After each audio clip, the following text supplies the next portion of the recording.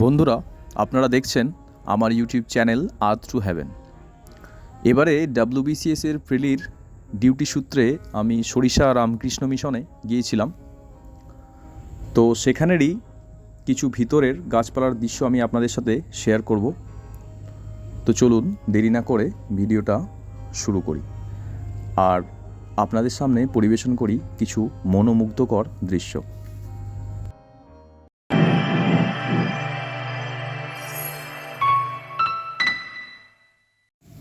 এই মিশনের ভিতরটা বিভিন্ন ফুল, ফল এবং পাতাবাহার গাছ দিয়ে এত সুন্দরভাবে সাজানো আছে যে এই ভিডিওটা দেখার পর আপনাদেরকে এই মিশনে অন্তত একবার যাওয়ার ব্যাপারে এটা ভীষণভাবে উৎসাহিত করবে।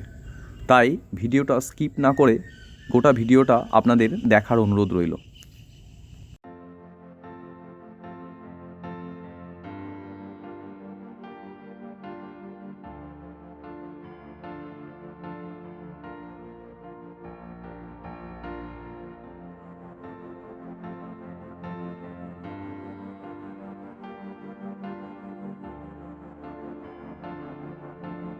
কত সুন্দরভাবে সাজানো আছে দেখুন সব কিছু।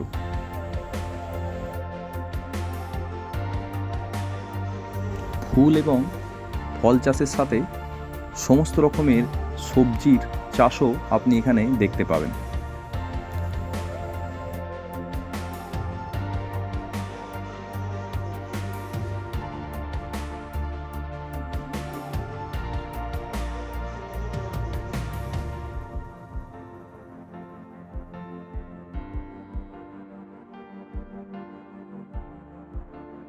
ভিতরে দেখলাম প্রচুর পরিমাণে কাঁঠালি কলার চাষও করা হয়েছে। সব কিছুর সাথে ড্রাগন চাষও বাদ যায়নি এখানে। তবে আমি যেহেতু নিজেও ড্রাগন চাষ করি, তা আমার মনে হচ্ছে এখানে একটু যত্নের অভাব হয়েছে। কারণ দেখুন, গাছ যেখানে লাগানো হয়েছে সেখানে আগাছায় ভর্তি হয়ে গেছে। তো এটার পরিচর্যার অভাবে হয়তো গাছগুলো সেভাবে বেড়ে উঠতে পারেনি।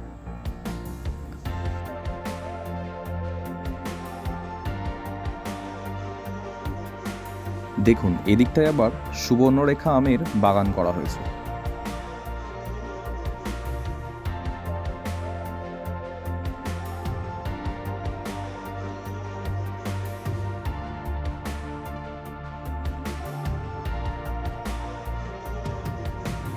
এমন কোনো ফল, ফুল, সবজি নেই যা এখানে চাষ করা হয়নি। প্রায় সব ধরনের চাষই এখানে হচ্ছে এবং সেগুলো খুব যত্ন সহকারেই হচ্ছে। কিছু কিছু জায়গায় হয়তো কিছুটা যত্নের অভাব চোখে পড়ছে।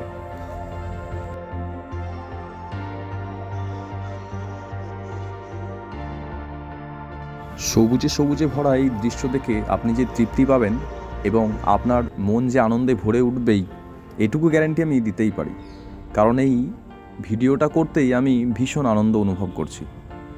সব কিছু খুবই সাজানো গোছানো এবং অনেক ভাবনা চিন্তা করে যত্ন সহকারে সব কিছু তৈরি করা হয়েছে, যেটা আপনি প্রতিটা জিনিস লক্ষ্য করলেই বুঝতে পারবেন সহজেই। এরকম একটা পরিবেশে পড়াশোনা করা সত্যিই সৌভাগ্যের।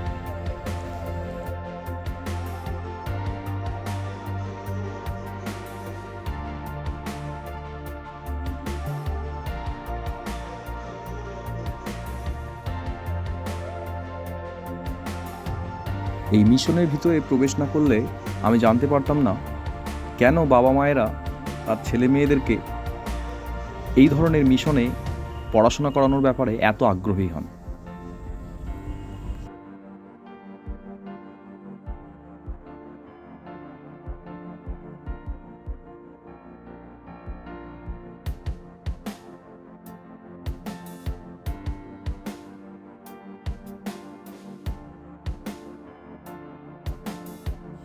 ভিডিওটি আপনাদের কেমন লাগলো সে বিষয়ে অবশ্যই কমেন্টে জানাবেন এবং পারলে একবার এই সরিষা রামকৃষ্ণ মিশনে ঘুরে আসবেন।